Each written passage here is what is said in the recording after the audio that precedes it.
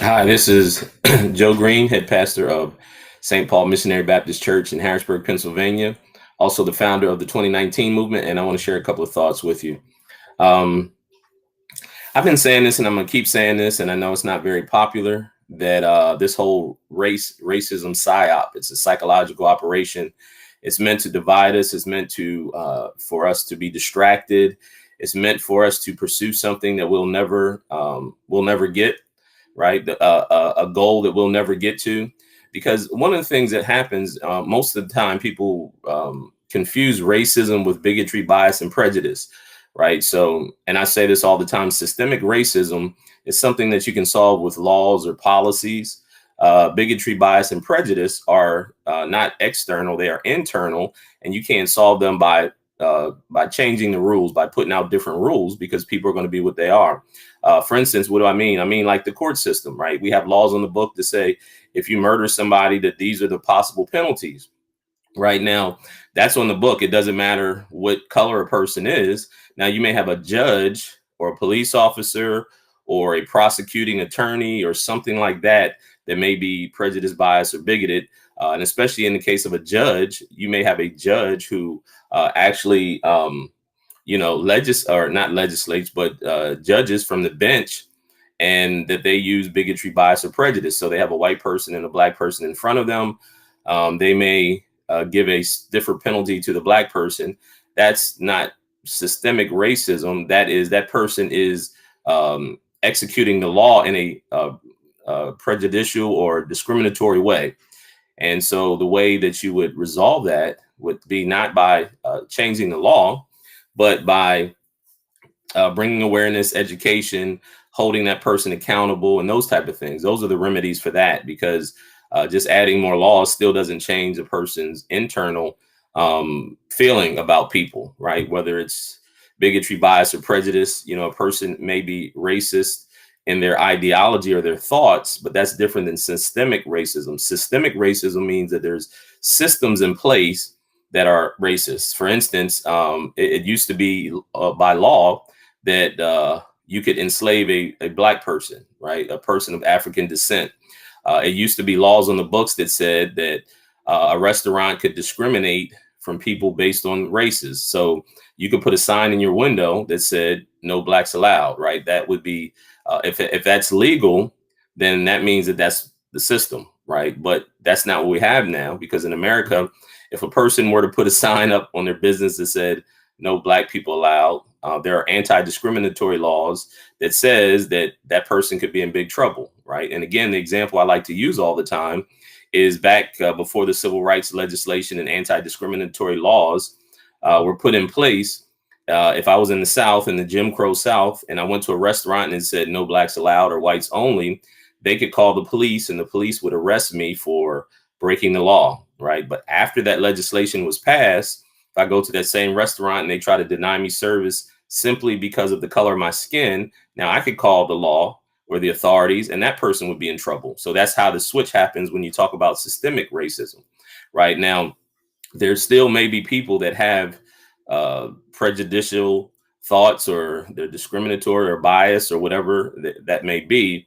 They may have racism in their heart. They may think, and racism basically is just feeling that one race is better than the other, but it's not. That's not systemic. That's not the same thing. And so it's important that we define terms, because when we don't, we keep chasing after something, trying to solve an issue that is not solvable, or you're expressing the wrong issue, which means even if you were to be able to resolve it, which you really can't, it wouldn't really fix the problem. So it's important for us to understand that. And the reason I say that is because the mainstream media is complicit to just really fanning the flames. They have us ever in a heightened state of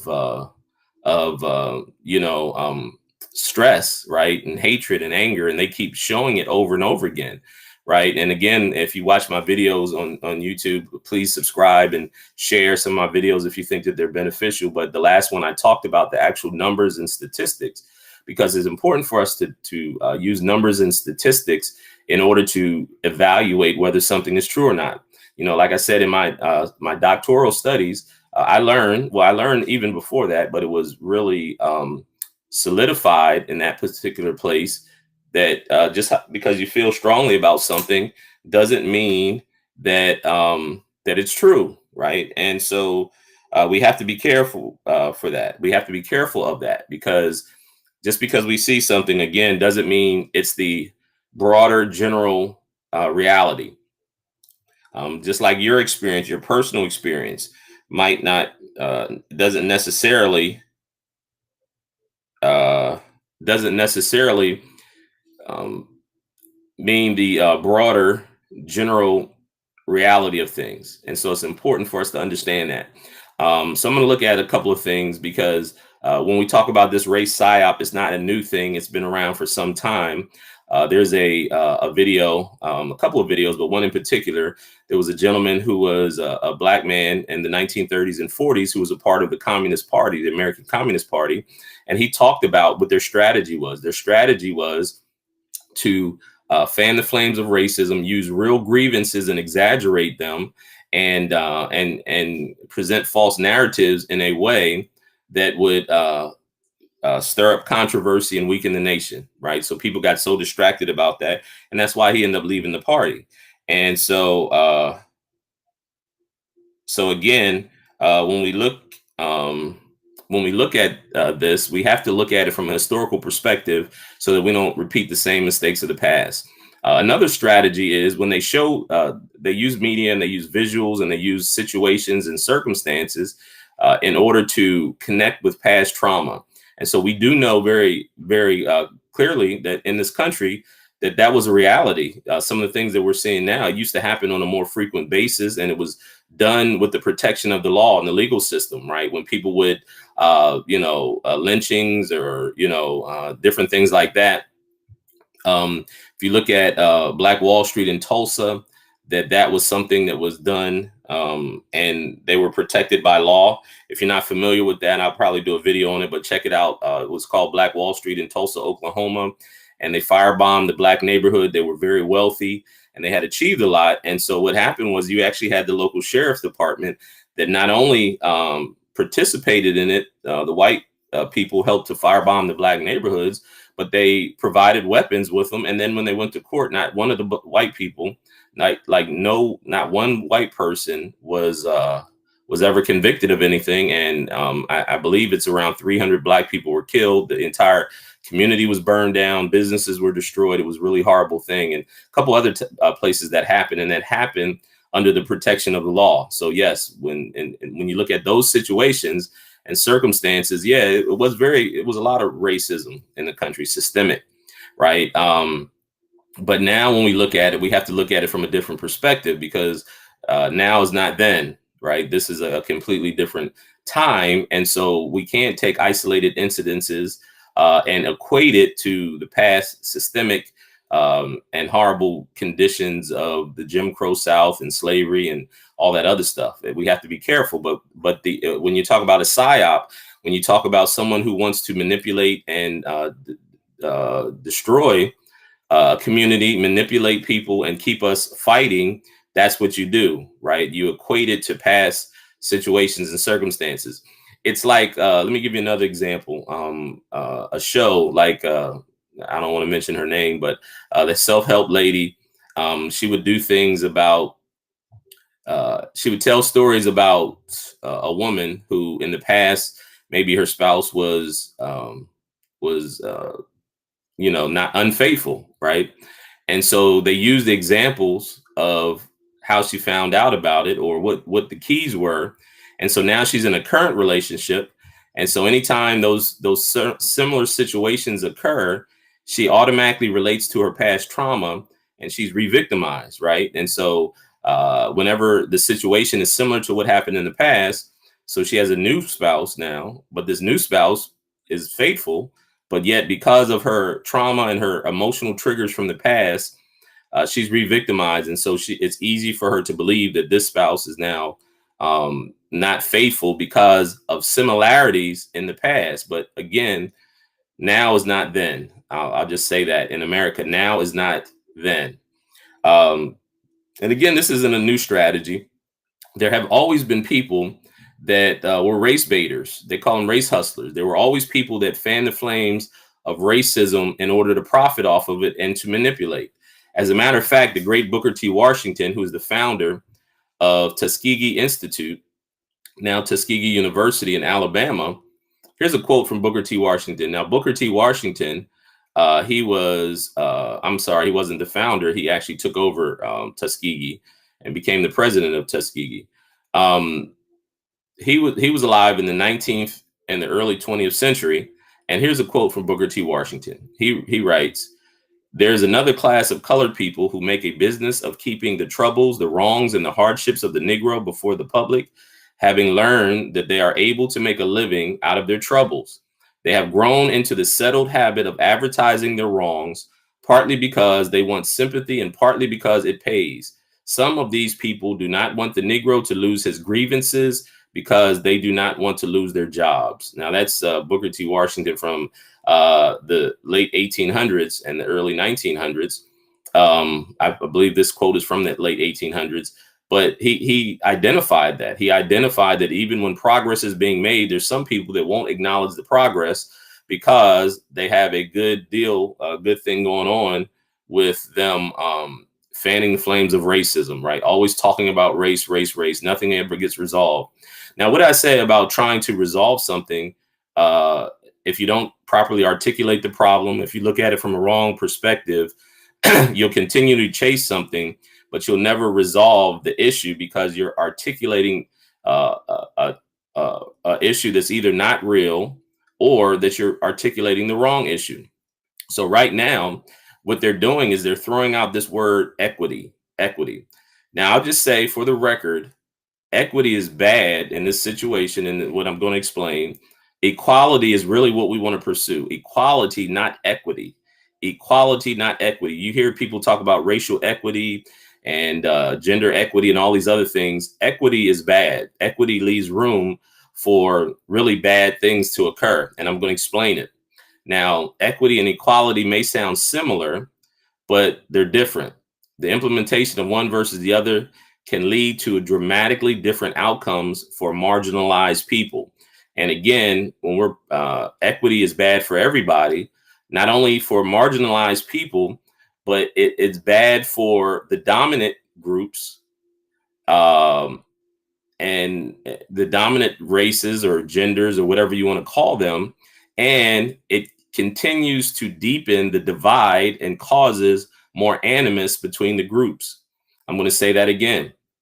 Equity is bad all around when we're in regards to this conversation, because equity, it marginalizes the relationship between people. It widens the gap and it causes more animus between the groups of people.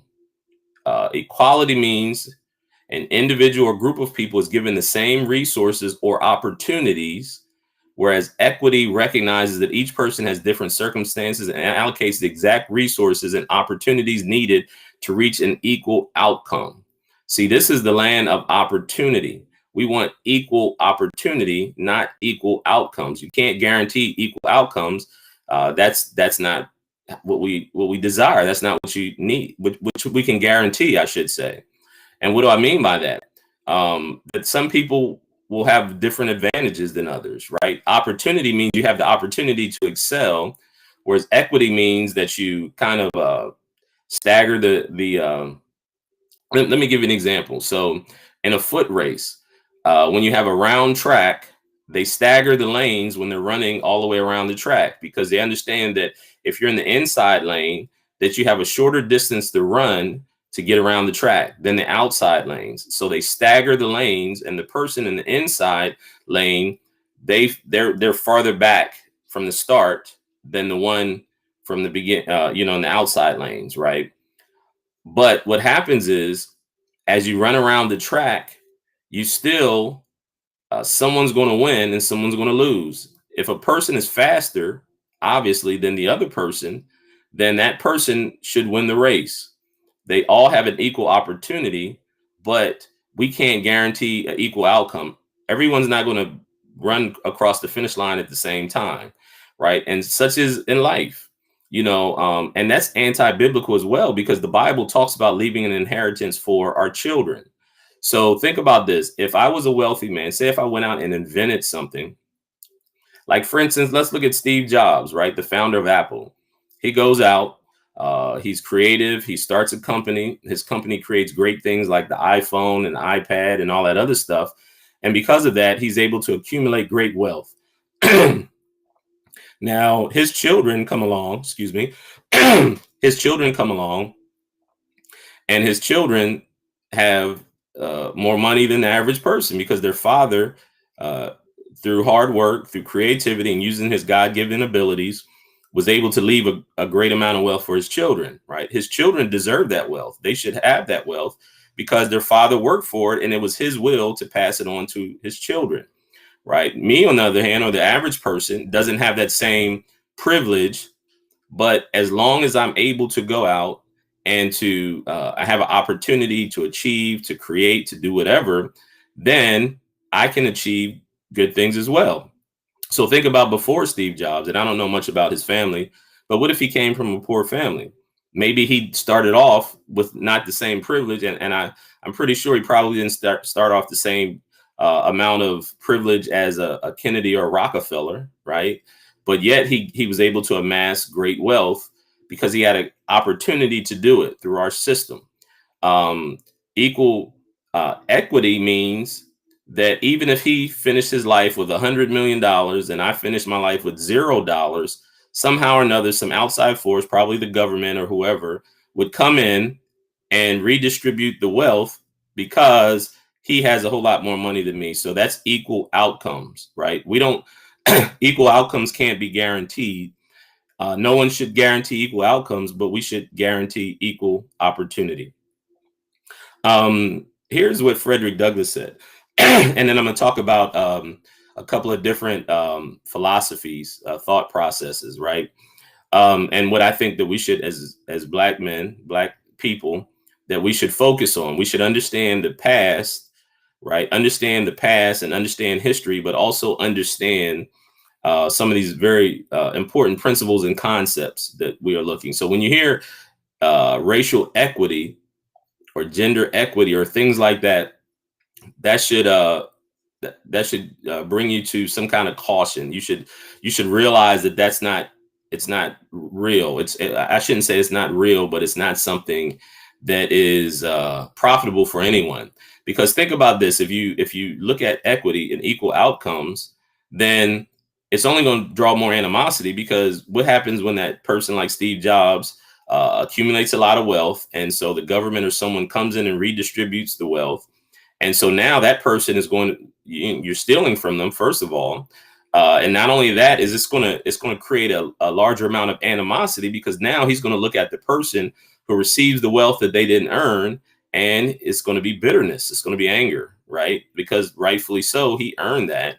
And if he came up and created just use that for example, the iPhone or the iPad, then who should profit off of that? He should be able to profit off of his God-given abilities, talents, and his hard work and dedication, right? So at the end of slavery, which we know that was systemic, right? It was systemic.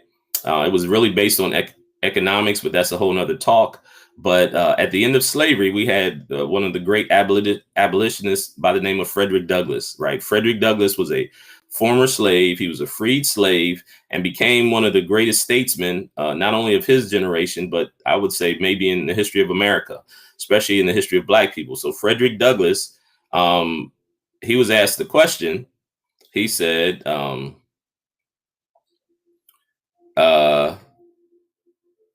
everybody has asked the question, what shall we do with the Negro? Right? This is after slavery was abolished. And here's his response. This is interesting, and this is where I'm going with this, because I really adhere to more of his philosophy than some of the other past what we call civil rights leaders. Here's what Frederick Douglass says: everybody has asked the question, what shall we do with the Negro? I have but one answer from the beginning: do nothing with us. Your doing with us has already played the mischief with us. Do nothing with us. If the apples will not remain on the tree of their own strength, if they are worm eaten at the core, if they are early ripe and disposed to fall, let them fall. I'm not tying or fastening them to the tree in any way except by nature's plan. And if they will not stay there, let them fall. And if the Negro cannot stand on his own legs, let him fall also. All I ask is give him a chance to stand on his own legs and let him alone. And let him alone. So this is what Frederick Douglass said. And he was one for self-empowerment. He was one for human will and human desire, and let the outcomes fall where they're going to fall, right? But he says, and what he was talking is twofold. Not only that he was saying that the Negro doesn't want a handout, but what he was also saying is that don't try to limit us, don't try to hinder us, right? Let us do what we're going to do, right? Get out of the way and give us the opportunity to either succeed or to fail, but it will be based on our own volition and not on anyone else's control. And so you had these two people, and I'm going to get around to Tim Scott and some of the other things that I'm talking about, but you had these two streams of ideology. You had Frederick Douglass and people that believed in, self-determination, self-will. Just give us the opportunity, we can succeed. And then you also had the powers that be, the power structure that weren't big fans of that idea. And so what they did was they created organizations that would give the impression that it was to help Black America, but ultimately long term, it didn't cause for self-determination. It didn't cause for us to fall on our own or stand on our own. It caused dependency, and I'm going to talk about that.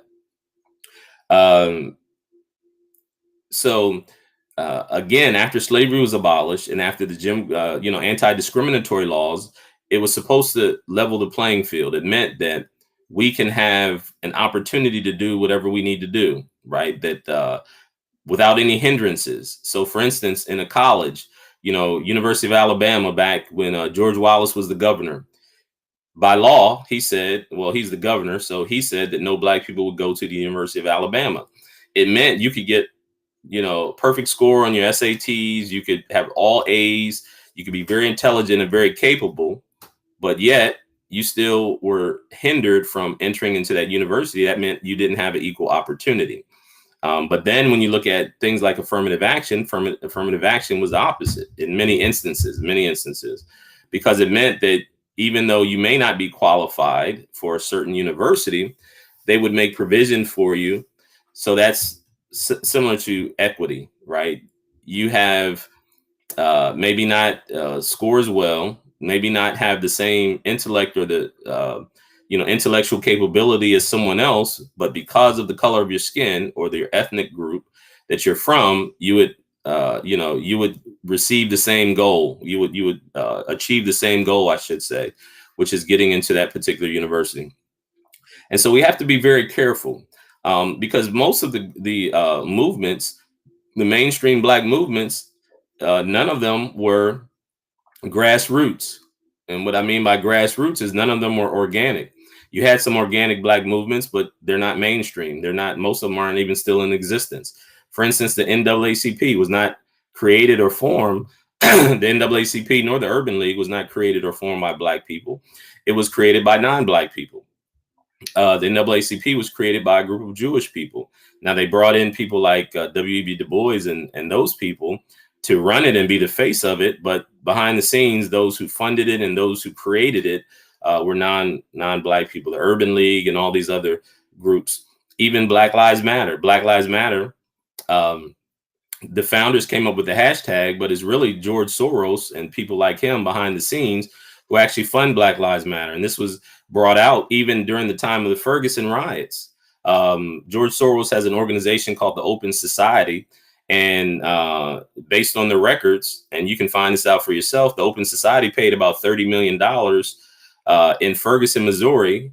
And they were stirring up controversy. They were paying people to go out and riot in the protests. A lot of the people that were there weren't even from Ferguson, Missouri. And that's on record. People have been interviewed. They said, I've been living here all my life, and I don't know most of these people. They bust them in and they're stirring up controversy.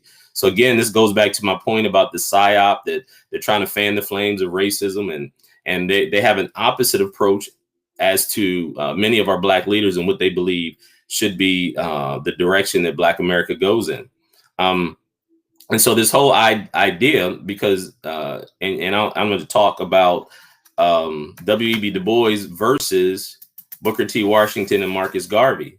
So Booker T. Washington, as I said, and I gave you the quote that he has, he graduated from Hampton Institute and later became the president of Tuskegee Institute, which became Tuskegee University.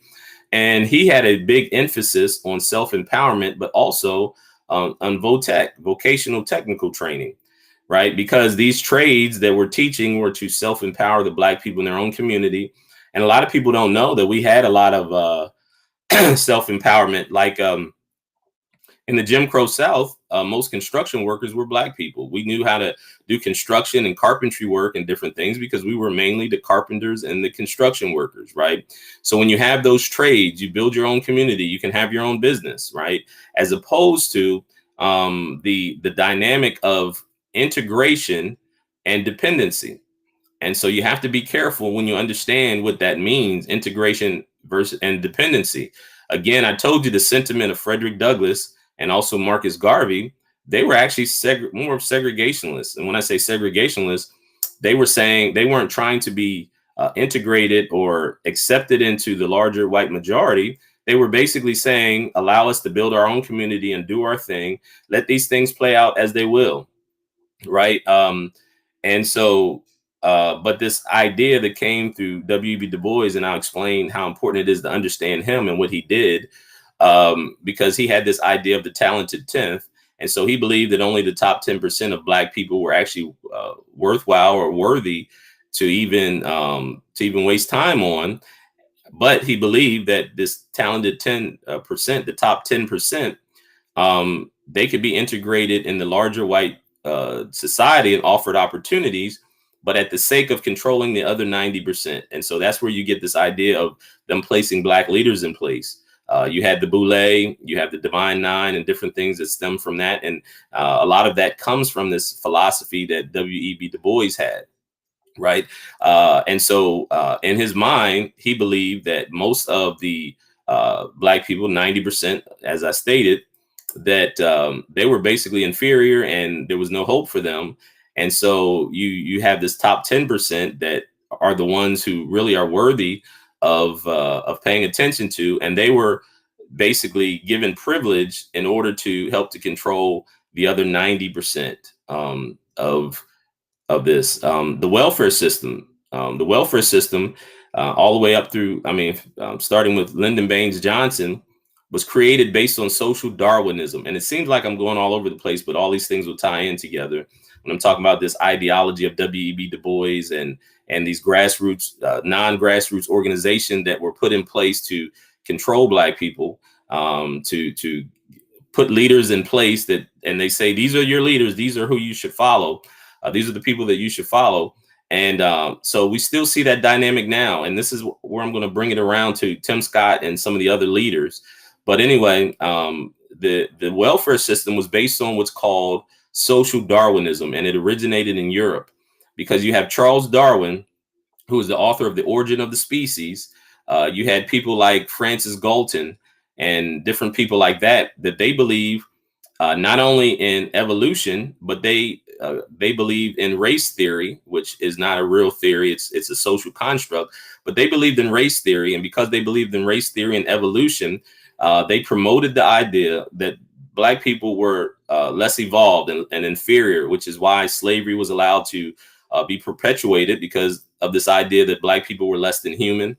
And so social Darwinism, when you have that in the welfare system, it means that because certain people are inferior, that they won't be able to achieve or to take care of themselves. So you set up the welfare system that continues to supply their needs, but at the sake of their personal independence, right? So again, that's what equity looks like, as opposed to equality that says that everyone has an opportunity. You work hard, you do the right things, and that you'll be able to take care of yourself. And so when you understand what social Darwinism is about. It's what the welfare system is based on. It's based on this ideology that there's certain people that can't evolve, and I don't mean it in the sense of Charles Darwin with evolution, but they're not able to succeed. They're not able to achieve things on their own, but they are ultimately they need assistance forever, basically.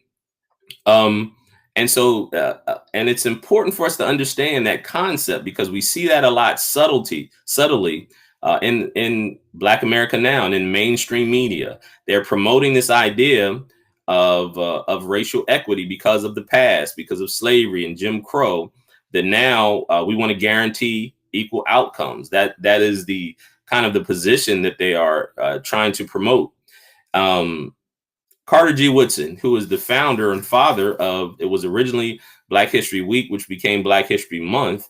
And he wrote in his book, The Miseducation of the Negro, if you make a man feel he is inferior, you do not have to compel him to accept an inferior status, for he will seek it himself. So this ideology, this mindset, which is also taking in critical race theory, is that the system in America, that Black people are constantly the victims. There is no way we can succeed without the larger white dominant society helping or fixing us and fixing our community, and that we can't achieve on our own. And that's what they keep promoting. So when they keep throwing out words like white supremacy, when they keep throwing out words like systemic racism and different things like that, if it's not in the proper context, it actually promotes a victimology, and the victimology makes you believe or say that, hey, I can never achieve anything. I can never do any better, right? I can't go beyond my circumstances or situation. And so, of course, again, that's why these the Black movements, a lot of these Black movements, or most of the mainstream ones, which weren't created by Black people, it puts people in front of us that have been set up as leaders, and those leaders carry out an agenda, but that agenda never brings us to the place of resolution and reconciliation. It always keeps us in a perpetual state of pursuing something that may or may not be actually achievable. Here's another quote by Carter G. Woodson. If you can control a man's thinking, you do not have to worry about his action. When you determine what a man shall think, you do not have to concern yourself about what he will do. And so there's this groupthink mentality. There's this mentality that makes Black people believe through mainstream media that we all have to have the same view. We have to have the same opinion. They prop up leaders in front of us, and those leaders are the ones who actually carry out the narrative. And so if you go off the script, then you're considered a sellout or Uncle Tom, or you're not woke, and all these other type of views. And that's what I saw with Senator Tim Scott, because Senator Tim Scott is a Republican, very intelligent man who came from nothing. He's from South Carolina, where my father's from. His family came from picking cotton to him being a United States senator, right? And there's only 100 U.S. senators. So that's a very high achievement, right? For someone who came from picking cotton, came from nothing, and now he's a United States senator. And so you can't discount not only his experience, but what he says. He's intelligent. He's accomplished.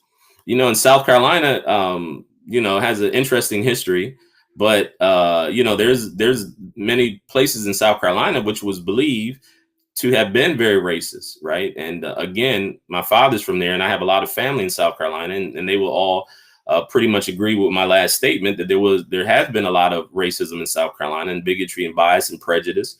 And so when you understand what he was able to come from and achieve, but yet I see this thing, and he even made a statement, and Vice President Kamala Harris, who's a Democrat, Senator Tim Scott's a Republican, he said Vice President Kamala Harris agrees with me. And so, but they kind of brush over that because she's a Democrat, because she is part of the establishment, right? And so she gets a pass. And so it's dangerous for us to, as Black people, continue to have this thing. I even saw people get on there and they say, well, I think on the Breakfast Club, they got Donkey of the Day for making that statement. But when people hear that statement and they respond the way they are responding, most of them don't even hear the issues. They don't even hear the facts of the matter. They don't even look at the things from a historical standpoint or from an actual factual standpoint. They just look at it from a standpoint of this is the narrative, this is what people are saying. And so people are going to be in this constant state of, we could never solve this issue. Think about this. Think about how crazy this whole thing sounds. Joe Biden, who's the president now, who keeps talking about systemic racism, was the vice president for 8 years under a black person, right? A black president. His vice president whose family is from Jamaica and India, who's a woman, is his vice president. You think about those type of things, and these same people are saying, how racist the country is and all these issues that we have as a nation. But you have to look at it from a broader historical perspective, and you have to look at it in the perspective of humanity as a whole. You go to every country in this world, you'll find similar issues, maybe not black versus white. In Rwanda, they had the Hutus versus the Tutsis, and they had a civil war there where they killed 600,000 plus people were murdered. You had in China, the Communist Party, and in China, when they took power, they killed up to 50 million people. You have in Europe, you have Northern Europeans versus Southern Europeans. And in South America, you have the lighter skinned Latino people and the darker skin. In Puerto Rico, you have white Puerto Ricans and black Puerto Ricans. And it's always a difference. It's always something. You always have these dynamics no matter what. So again, I believe that this country is the greatest country in the world. I believe that this is the land of opportunity, which is why, and one of my last points I'll make is why immigration is one of the largest issues that we're facing right now. People from all over the world, especially from Central and South America, are making long pilgrimages to come into this United States, right? People are trying to come into this country from all over the world, but yet the same people that are fighting for a decent, real immigration policy are the ones that are talking about how bad the country is. And so it's a contradiction of terms. J. Edgar Hoover, who was the head of the FBI in the 1960s, this extends to what I said about the W.B. Du Bois, the Boule mentality, the talented 10th, and all these other people. And W.B. Du Bois was considered one of the great intellectuals of his day. And I believe, not that he wasn't smart, but I believe it was because of the agenda that was being promoted. And so, of course, again, he was part of the formation of the NAACP, which was teaching integration. And they also taught about protest.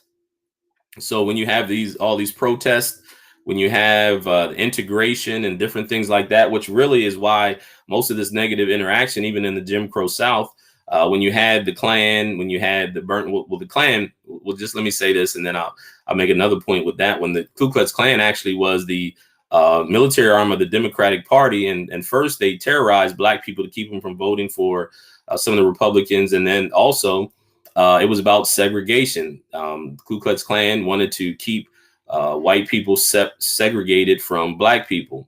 And so that was their goal. So most of it was, like, for instance, black people trying to move into certain neighborhoods. If it was a white neighborhood, they didn't want any black people in that neighborhood. They were trying to keep people segregated, and also relationships. So in the South and in many places, it was actually illegal for black and white people to marry. So that was the segregation piece. But in any event, W.B. Du Bois was teaching black people to protest, to try to be integrated and be accepted by the larger white society, as opposed to people like Booker T. Washington, people like Marcus Garvey. Marcus Garvey taught self-determination and self-empowerment. And Marcus Garvey, he had an organization that was, and he was a millionaire, very wealthy, very influential person. He taught about black businesses. He was a Pan-Africanist, which meant that he was organizing a lot of black people to even go back to Africa. He had an agreement with Liberia, the country of Liberia, to go back there to have our own nation. And so that was what he was fighting for, as opposed to W.B. Du Bois. Now, I'm not I'm not taking sides in integration versus segregation, just giving you the information. But what I am saying to you is that you have to be careful with this philosophy that people like W.E.B. Du Bois and these other organizations had, because what they do is it's a form of control and manipulation. And like Booker T. Washington says, they're going to always bring up the grievances of the Black people because that's how they stay relevant.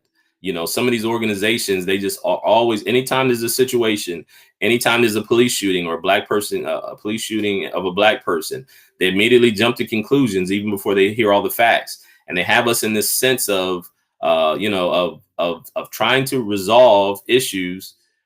And many of the issues that they are trying to lead us to resolving aren't the real issues that we face as a people that are hindering us from being where we think we should be. This is Joe Green. And until next time, peace and blessings to you. Please subscribe to the YouTube channel if you see some value in it. And also please share these videos with people you think may also benefit from them as well. Until next time, peace and blessings to you.